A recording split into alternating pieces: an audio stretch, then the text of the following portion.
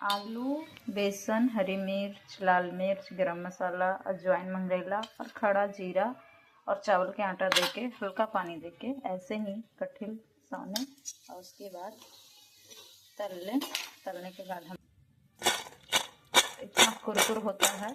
अगर आप कम पानी में ऐसा बनाएंगे, मैं वो निकाल कर दूसरा डाल दी हूँ और तेल भी ज़्यादा नहीं है, बिल्कुल भुजिया जैसा काटना है, जैसे हम भुजिया बनाते हैं ना, काटते हैं चौड़ा लंबा जैसा भी। ये देखो आप। वीडियो अच्छा लगे तो लाइक करें, कमेंट